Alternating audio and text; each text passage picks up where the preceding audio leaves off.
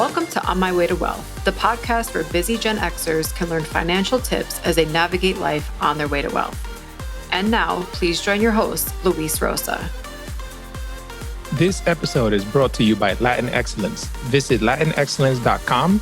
That's Latinx, CELLENCE.com or latinxmovement.com to learn more and shop our merchandise. You are excellence. Hello and welcome to another episode of On My Way to Wealth. My name is Luis and I'm your host. Thank you all for tuning in. Today, let's talk about net worth. You might have heard the term mentioned throughout my podcast and just online on personal finance articles and so on. And I think sometimes a lot of people might think it's only something that like the wealthy think about. And what I wanted to talk to you about today was the fact that this is something that we all should be thinking about, regardless of where you are in your financial journey, because all it is really a good measure for you to track your progress towards your goals. You know, it's a snapshot in time. The simple formula for it is assets minus liabilities equals net worth. And we're going to get into that. But ultimately, all that means is that you're going to put down somewhere, whether it's a spreadsheet or on a piece of paper, a list of everything that you own and what it's worth. And then on another column, everything that you owe. And then you're going to subtract what you owe from what you own. And the difference is your net worth. And it's pretty simple in that regard, right? So just to give you an example, let's say you just grab a piece of paper or like an Excel spreadsheet. On one side, you're going to label it assets, and you're going to show all of your assets that you have right now. So that could be cash on hand, money in a checking account, savings account, any savings bonds that you may have, money markets, CDs, any cash value in a life insurance policy, for example. Those are all considered short-term assets. Then you have your long-term assets. So if you own a home, you put the value of your home. And don't subtract the mortgage from that. Just put the value of the home, because you're going to put the mortgage actually on a different column, right? So only the values. Mutual funds, any 401ks, IRAs, Roth IRAs, 403bs, any other type of retirement plan at work. If you own any stocks or bonds, any long-term CDs, any rental properties, if you have equity in a business, for example, you can use that as part of your long-term assets. And then you have your personal assets, which are things like your automobiles, trucks, if you own a boat, any other recreational vehicle, any furnishings, any antiques, any collectibles, any jewelry, for example, any other personal items like that, you can list their value as well. So you have that on the left side, for example, you have all your assets.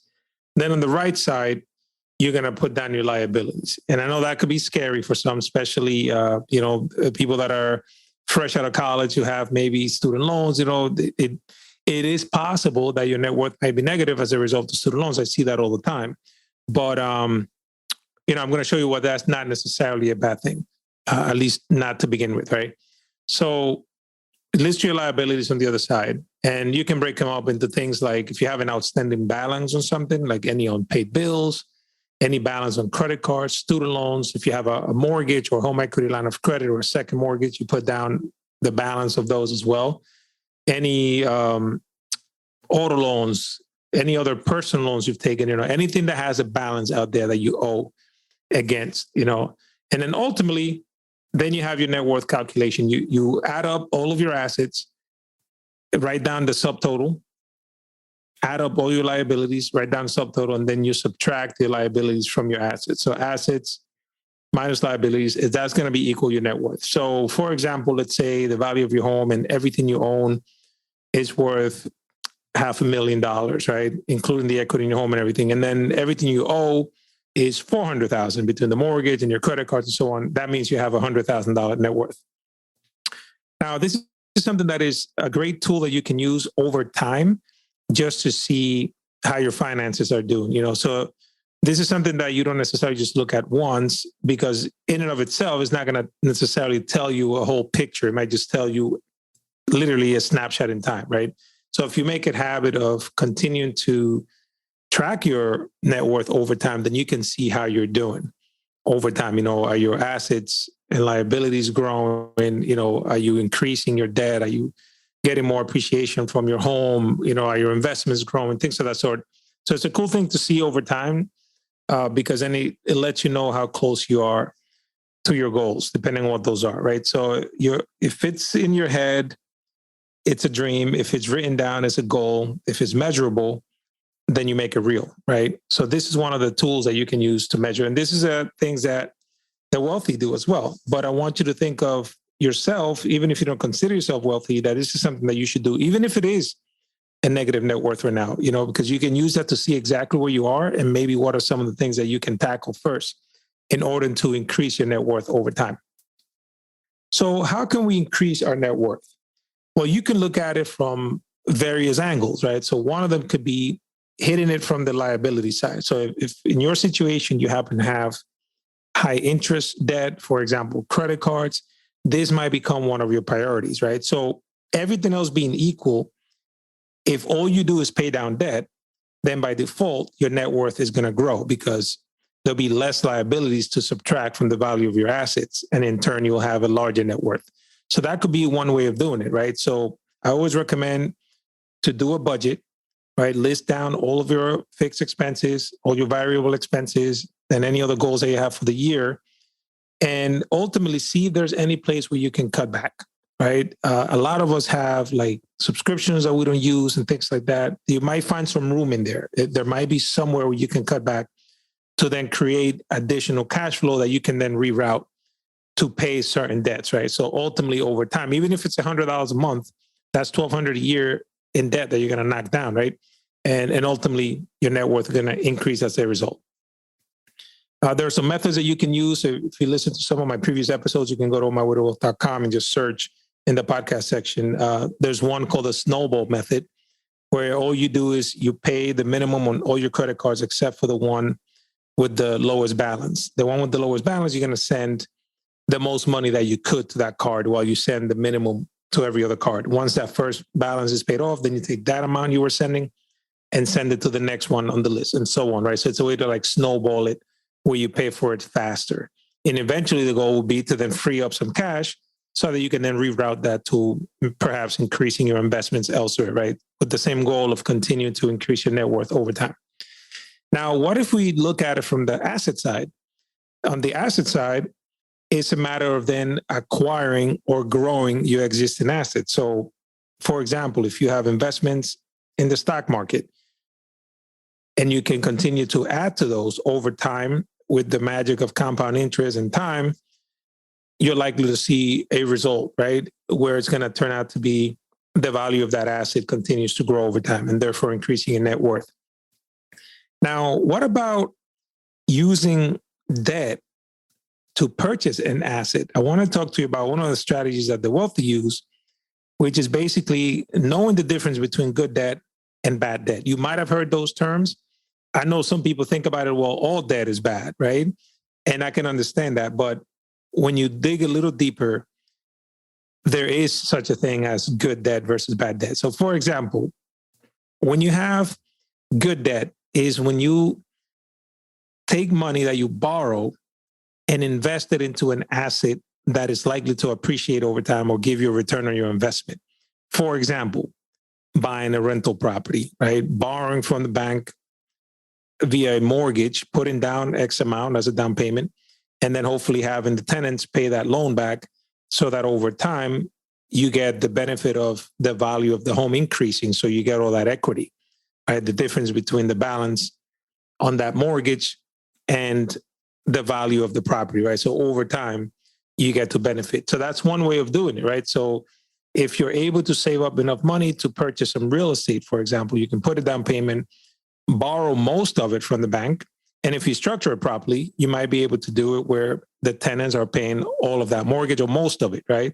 So that way you're coming out with either zero to very little out of pocket and eventually benefit from that asset growing over time. That's one great way of increasing your net worth. And it's basically using, for the most part, other people's money. This is what the rich people do. That's why when you hear the word leverage, it's really just debt, right? What I'm telling you is good debt. It's just using money that is borrowed to finance something that's going to make you more money later. The bad debt is when you borrow money for something that's just going to depreciate in value over time. For example, borrowing money to buy a car, right? Usually, right now during the pandemic, it's a phenomenon because of the shortage in chips and other things with the supply chain. Used cars are actually costing more. So there are some people who, in fact, have benefited from having a used car because it's actually worth more than it was worth before. But this is very rare. For the most part, when you buy a car, typically loses value immediately off the lot. Like you can buy a car in the morning and go back to the dealer that night and say, hey, I changed my mind. I want to give it back. Very likely you already lost some money as a result. Because when the new buyer goes there and sees, okay, I have an option of buying a new car, or I can buy this one that was used and it was returned from yesterday, why would I pay the same amount if I can get the brand new one, right? So automatically they're going to expect a discount on the car. So ultimately, things like cars tend to depreciate over time. And if you borrow money to buy a depreciating asset, then that's considered bad debt, right? Same thing with credit cards, right? If you're using credit cards just to buy clothes, for example, and you're charging it and you're living beyond your means and you're actually carrying imbalance, you're paying interest rate. And those jeans you bought, that purse, whatever it is, not going to appreciate in value unless it's like a collector's item or something, right? So that's what I mean by good debt and bad debt. So think about it in terms of how can I use leverage, right? Borrowing money that I can then turn that into an asset that's going to generate enough income to pay for itself and then grow over time, right? Like in the case of a rental property. This is how the wealthy do it, right? Another thing too, I have mentioned student loans before. I've worked with clients that are recently graduated or have graduated just a few years ago, where the student loans are just an exorbitant amount, which sometimes make the overall net worth negative as a result. And obviously nobody wants that, and the goal will be to pay that off over time. But when you think about it, you also kind of use that money as leverage to some degree, right? Because you borrowed that money to invest in yourself. So it's not as clean as a rental property, but you bought it to get better skills, to eventually get a degree and position yourself to make more money, right? So if you think about it that way, maybe it doesn't feel as bad. Like, man, I just have all this debt, right? And I know sometimes it's frustrating, like if you didn't get the job that you wanted or you're not making as much money as you can, but that was the intention behind it, was let me invest in myself, borrow this money, and then with the hopes that eventually I'll get enough of boost to my income that I can pay it back plus some, right? So that's one way of thinking about the student loan debt. Now, another thing is when you think about the way the bank does it, think about it this way. When you have money in a savings account, the bank is paying you very little money, right? Right now, the average interest rate on a bank account, I think it was like 0.6 or something like that, very little. However, if you turn back around and you go to that very same bank where you have money in a savings account and you say, hey, I want to get a credit card from you guys, or I just bought a car and I want to do the financing through you, you will notice that the interest rate that they charge you is significantly higher than the amount that they're paying out to their savers, right? So that right there, that spread is called arbitrage.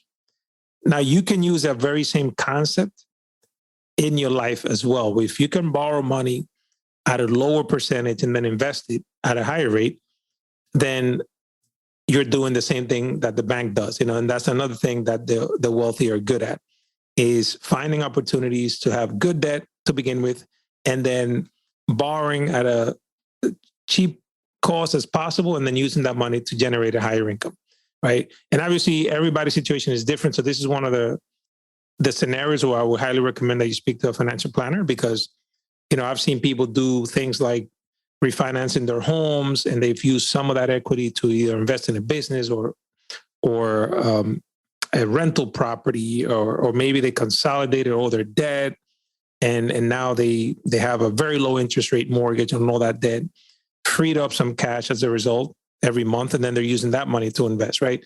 But again, this is something that very unique to the individual, but I wanted to give you an idea of like the general concepts. that you can use yourself, even if you don't consider yourself wealthy, to start growing your net worth over time. And remember, progress, not perfection, right? You may not get it right at the get-go, but over time, even if it's small, slowly but surely, if you stay consistent, you're going to see the results, right? Another thing that I want to talk about along the lines of using other people's money is one benefit that I see a lot of people don't take advantage of is like their retirement plans at work, 401ks. I've seen people where the employer contributes a certain amount, a matching contribution up to a percentage of salary. And I have seen people when they first meet me who are not contributing to their retirement plans at work. And this is one of the greatest ways of people to grow their net worth. I saw a survey recently that said most of the millionaires have more than half of their net worth in retirement accounts, and I'm not surprised because over time, most people that put money into a 401k or 403, most people try not to touch that, right? Either, even though there are ways that you can take a hardship withdrawal, but because of the heavy taxation on it, kind of like out of sight, out of mind. So most people just put money into those 401ks, let them grow over time. And when they switch jobs, they roll it over to another 401k or an IRA. So for the most part, that money gets to stay there consistently.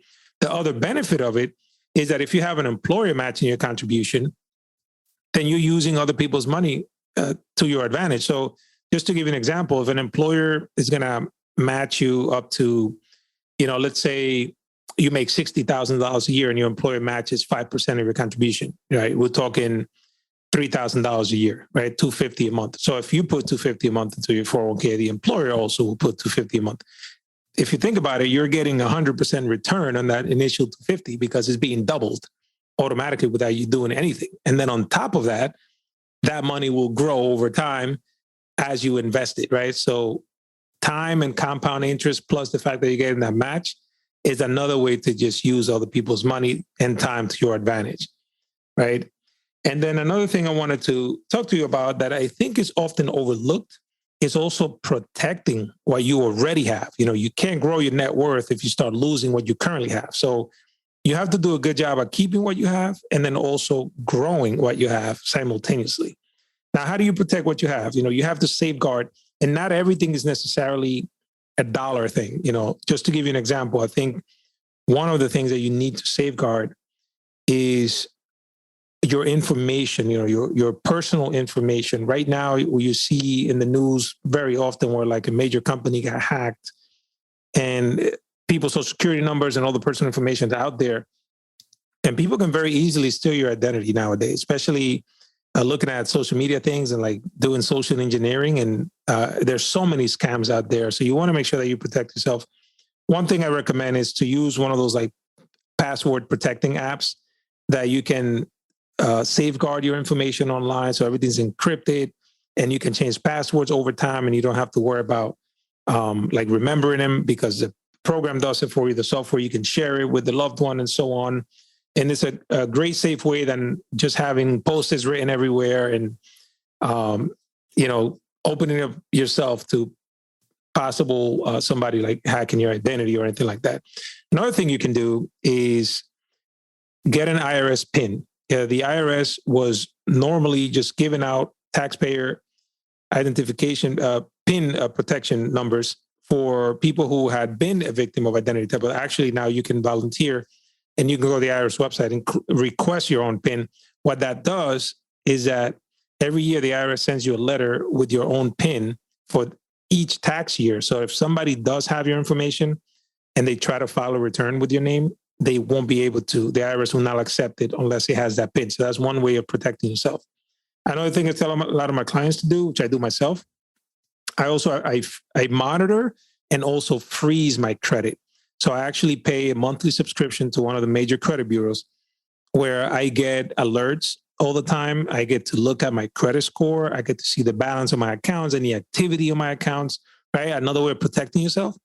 Now, that's one way on the credit side. What I also do is freeze all my credit access. So I went to all of the three major credit bureaus and I freeze my credit. So what that does is that nobody can open up a new account I can still use all my current accounts. So none of that's frozen. The only thing that's frozen is the ability to access new credit. So even if somebody had my name, address, social security, date of birth, everything, and I apply for a credit card, they would not be able to even get that far because my credit right now is inaccessible unless I unfreeze it. So even I myself, if I try to apply for something, I couldn't get it. So what I do is let's say I'm going to go shop for something new.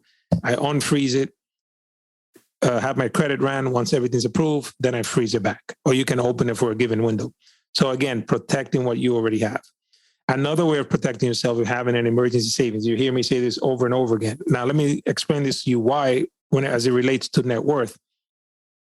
If you have enough of an emergency savings, and then maybe you can't do 6 months or 3 months worth of expenses, but even if you could do $1,000 or $500, think about it this way. Something as simple as car trouble, right? If you have a $700 car bill because something happened to your car, if you don't have any money saved, what are your options? Very likely you're going to have to borrow something, right? Whether it's from a family member, a credit card, a 401k loan, anything. Now you created a liability because you had to borrow. So let's say you charge this $700 car expense on your credit card. Well, now you have a $700 balance. And not only do you have a $700 balance, you now have to pay interest on that unless you come up with the money before the grace period is over, right? Now, if the fact that you had to charge it up front because you didn't have an emergency savings, it very likely means that you won't be able to pay it off in full either. So now you have to take some of your existing cash flow to now service that debt, right? So you see the problem that creates. It automatically increases your debt, which decreases your net worth. And it also decreases your cash flow because now you have to reroute some dollars to service that debt, right?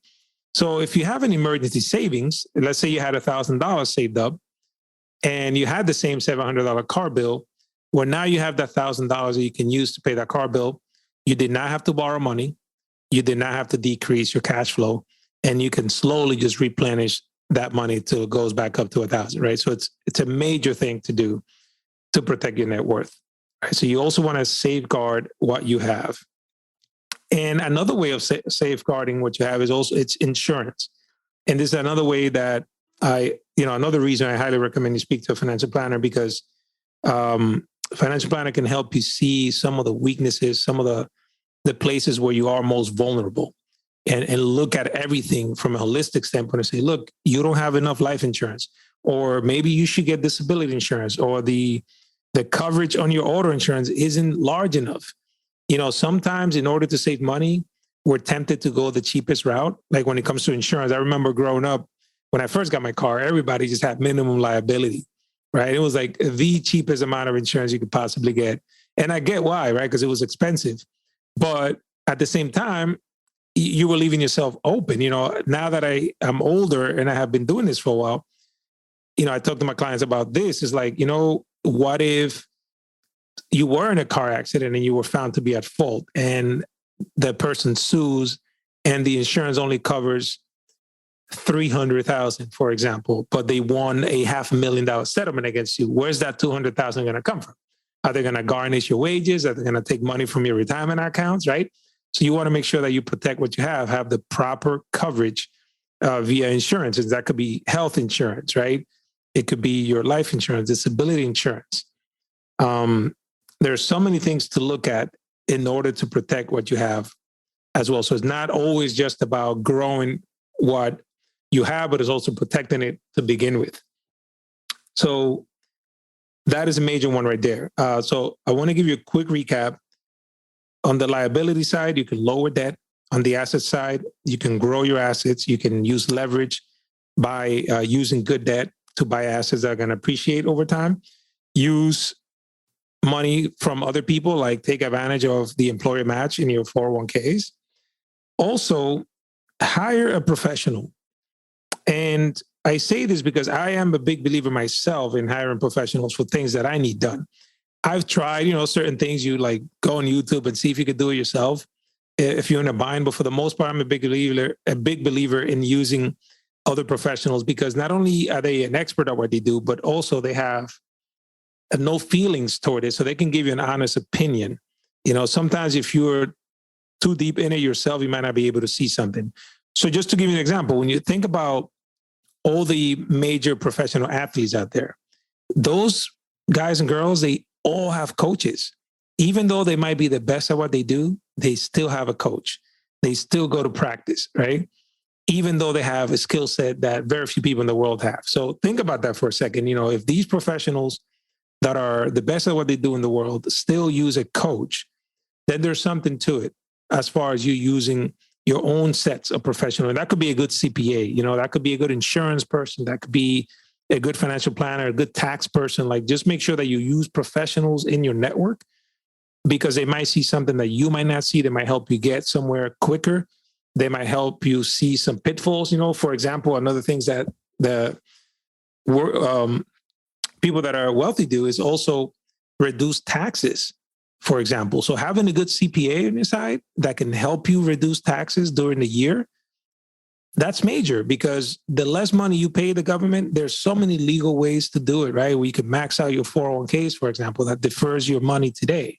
So you want to talk to professionals about your specific situation and goals to make sure that you're leveraging everything you possibly can, from money to relationships and knowledge of other people, right? You don't have to figure all this out on your own. And the last thing I wanted to say about this was, don't get so emotionally wrapped up in the value of that net worth, that number. And the reason I say that is because, think again about the definition. This is a snapshot in time. There are so many things that are outside of your control that could lower your net worth. And it's not something that you really have any impact on, but it could impact you, So simple things, like if you think about the real estate market back in like 2008, when everything went down, right? And lots of banks went out of business and all that. I mean, imagine if you own a home then. I mean, I remember there were people whose mortgage balance was actually higher than the value of the house at the time. So they were underwater. They couldn't sell, they couldn't refinance. And that's one of the major reasons why the crash happened.